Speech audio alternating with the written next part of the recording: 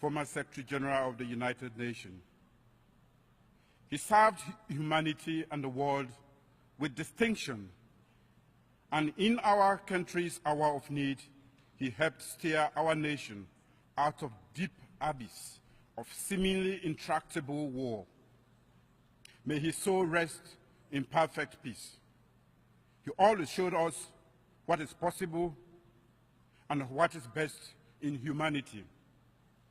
Mr. Chairman, our commitment to building a peaceful and more secure world, as espoused in the United Nations Charter, as well as our commitment to the implementation of Agenda 2030, the Paris Agreement on climate change, and the ongoing reform processes of the United Nations resonate very well with the theme, making the United Nations relevant to all people, global leadership and shared responsibilities for peaceful, equitable, and sustainable societies. The work of the United Nations should continue to be guided by the values on which it was founded, including promoting peace, security, human rights, equality of all nations, and the promotion of social progress and better standards of life. In April this year, Sierra Leone registered their commitment to democratic governance with yet another peaceful transfer of power from an incumbent political power to the opposition. We acknowledge with humility the many messages of commendation from various parts of the world for conducting peaceful and credible presidential, parliamentary, and local council elections, which led to my election as President of the Republic of Sierra Leone.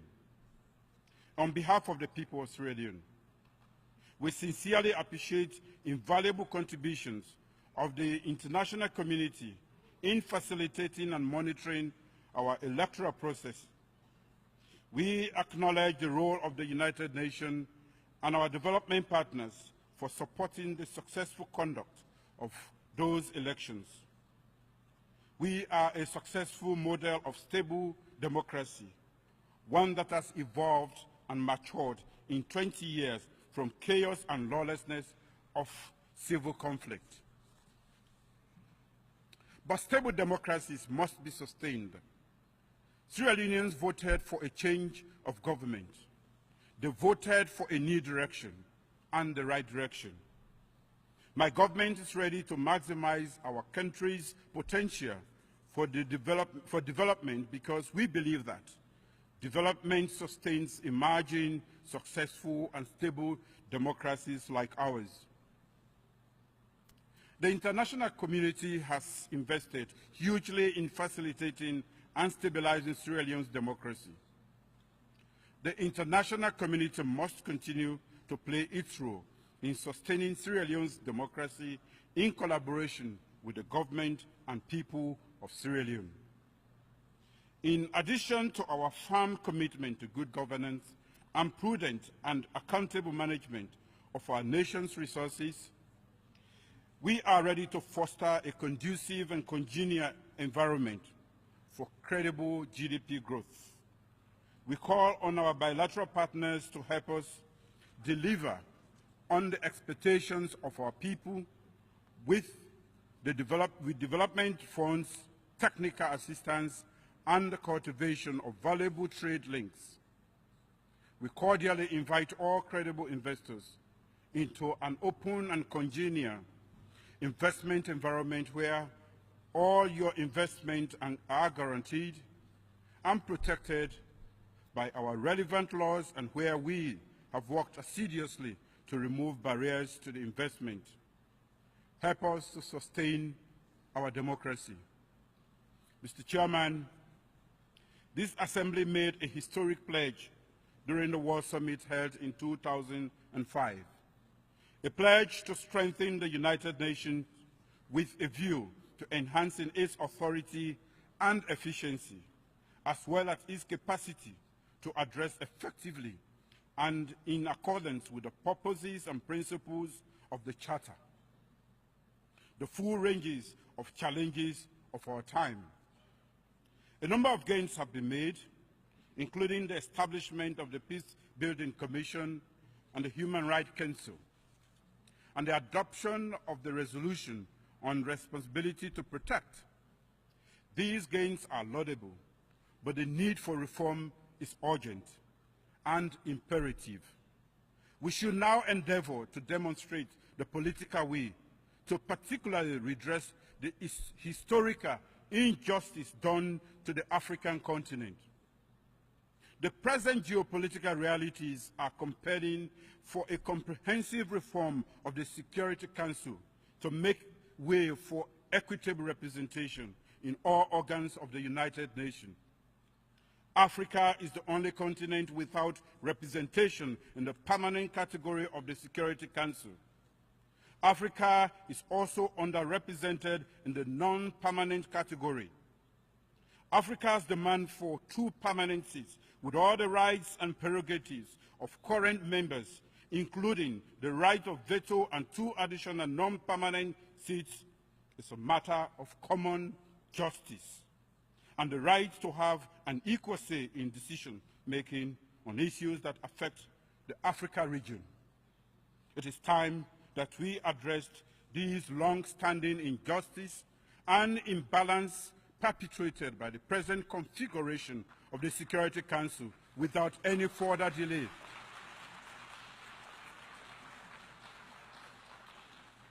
Africa is committed to the ongoing reforms that will make the United Nations fit for purpose in the 21st century. As the coordinator of the African Union Committee of 10 Heads of State and Government on the reform of the United Nations, we reiterate our concern over the continuous inaction of this body to adopt measures that will lead to Africa taking its rightful place in the Security Council.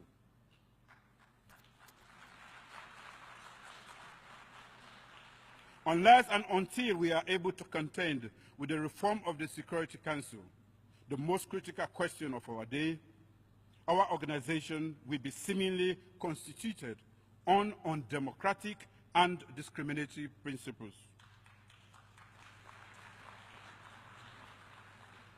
Let me reiterate the urgent need for comprehensive reform of the Security Council. 1.2 billion of the world's population of 7.5 billion are African. 1.2 billion of the world's population continues to contribute its fair share to maintaining world peace and security. About 70% of the decisions made at the UN Security Council ultimately affect those 1.2 billion Africans. Those 1.2 billion people are affected by over 70% of UN resolutions. 1.2 billion of the world population therefore ask why it should be excluded from representation on the United Nations Security Council.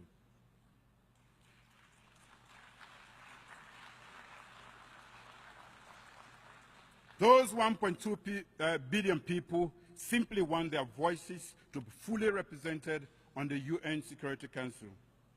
Mr. Chairman, my government's blueprint document for moving our country forward, the new direction focuses on taking Sierra Leone beyond the phase of peace building and consolidation to firmly establishing a stable, peaceful, open, pluralistic democracy that is a responsible and committed member of the international community of nations. At the domestic level, my government has established priority areas, including job creation, access to quality education, youth empowerment, empowerment of women and the disabled, combating graft and corruption, fostering a culture of accountability and transparency, ensuring effective and efficient public service delivery, and strengthening civic responsibility and national cohesion. Guided by both our specific situation and sustainable development goals, our government initiative and policy actions involve strengthening our democratic institutions, opening up democratic spaces, promoting democratic dialogue, and creating a more just and equal society. We see these as precursors for sustainable growth of our economy and development as a nation. My government's economic and development policies, as I stated inter alia, create a congenial environment for credible private sector investment and entrepreneurship. We are eager to work with and listen to the private sector. Our policies are enabling and our investment framework is attractive. We can ensure the full legal protection of our investment, and we can ensure predictable and profitable revenue streams and returns on investment. Sierra Leone is at the beginning of adopting renewable energy. We now need public and private investment for commercial and industrial use, powering hotels, agriculture, and industrial use. My country is endowed with sufficient renewable energy resources in solar irradiation, coastal and offshore wind, mini hydro, and bioenergy. My government's target of 60% renewable energy capacity by 2030 is practicable, especially to generate growth in rural areas. Our country, like most developing countries, has been on the expensive and dirty liquid fuel treadmill since independence. My government is seeking international technical assistance and capacity building for migrating a percentage of my country's power generation away from heavy liquid fuel to natural gas trucked to site. My government is seeking collaboration between local companies and engineering companies from around the world. We believe that investment in renewable energy sources and LNG will help us meet SDG 7 by modernizing our energy generation systems, and this will have a multiplier effect in helping our country meet SDGs for poverty alleviation through job creation and increased investment, health delivery, water, and cities. We are determined to make Sierra Leone the renewable energy hub of the ECOWAS regional bloc. Our vision is good for our world's climate, good for foreign and local investors and development, and good for our country. My government has a bold vision for science, technology, and innovation. I have established the first Directorate of Science, Technology, and Innovation. We have a set of bold and achievable targets for 2025 for developing solid ICT infrastructure that will support graft-free governance and the delivery of effective, reliable, responsive, and transparent services from banking and business to education, agriculture extension, revenue collection, healthcare delivery, access to justice, governance, tourism, trade, and the rule of law. We have undertaken extensive reforms in line with the SDG 16+ to create a peaceful, just, and inclusive Sierra Leone with resilient institutions. We are engaged in judicial and criminal justice reform and in collaboration with civil society and partner organizations. We continue to build on gains in justice delivery that take into account disparities in access to justice. We have launched a focused and sustained campaign against graft and waste and misuse of public funds. Our Revenue Authority has streamlined revenue collection and reduced tax evasion and theft.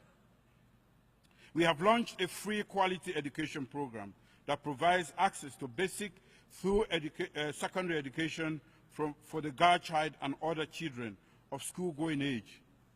We are building, retooling, and opening up our governance, healthcare, financial, and other institutions to empower our women, young persons, the aged, and disabled compatriots.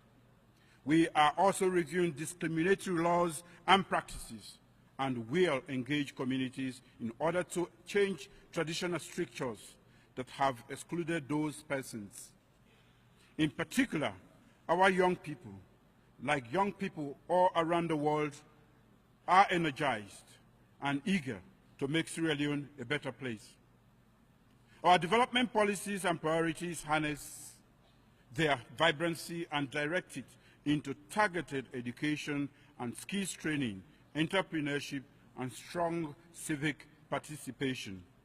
We are working towards a comprehensive biometric identification system that all citizens can fully participate in the economic and civic life of our nation. In particular, we acknowledge the support of the UNDP, Kiva, UNCDF in strengthening our national digital identification system.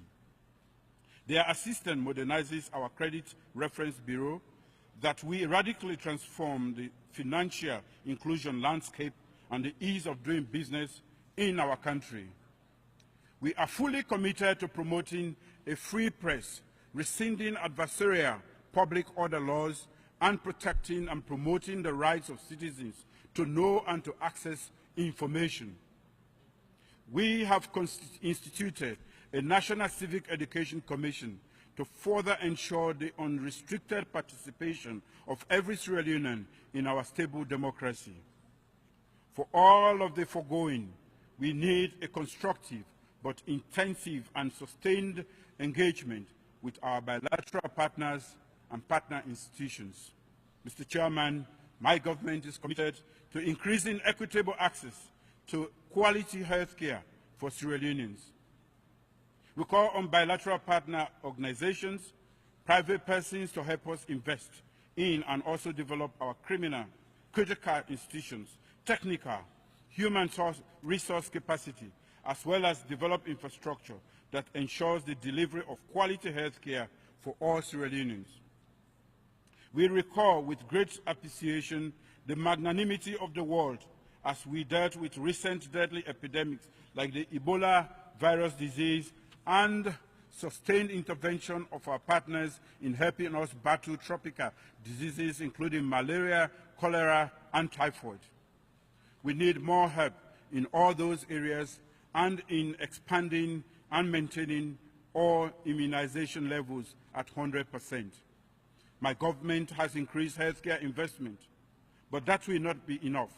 We call on the international community to enhance our institutional and technical capacity for preventive health care and for managing public health and environmental sanitation issues, including waste management and storm drain water management in the urban areas. Sierra Leone welcomes the United Nations' renewed commitment to conflict prevention as embodied in its charter. The world more now than ever before needs a stronger United Nations and consistent and effective multilateralism that collectively ponders and cooperatively resolves mankind's common challenges, from trade to climate change and from world security to our common humanity and our collective social and economic well-being. Our foreign policy should be driven by the golden rule: impartiality and cooperation. This is the only way humanity can respond effectively without hesitation to the global challenges that we all face today. We acknowledge the continued relevance of the Programme of Action and the International Tracing Instrument, which constitutes the global framework to prevent, combat, and eradicate the illicit trade in small arms and light weapons in all aspects. We welcome the Secretary General's reform agenda in sustaining peace, including the effort to reform peacekeeping as one of the most effective tools available to the United Nations for peace and security. My government will bolster Sierra Leone's participation in the promotion and maintenance of international peace and security as a troop and police contributing country, and supporting the United Nations peacekeeping operations, especially with the deployment of formed units or contingents of both military and police. Sierra Leone stands ready to continue contributing to world peace and security. With a strong belief in a shared vision and a common destiny, Sierra Leone stands with the world in meeting the world's challenges. Sierra Leoneans equally look forward to the world for all the help the world can give to consolidate Sierra Leone into an economically developed, open, inclusive, and pluralistic democracy. We are one with a faith that wisdom inspires, one with a zeal that never tires. We are optimistic because our country stands ready on the threshold of the new direction. Thank you all for listening.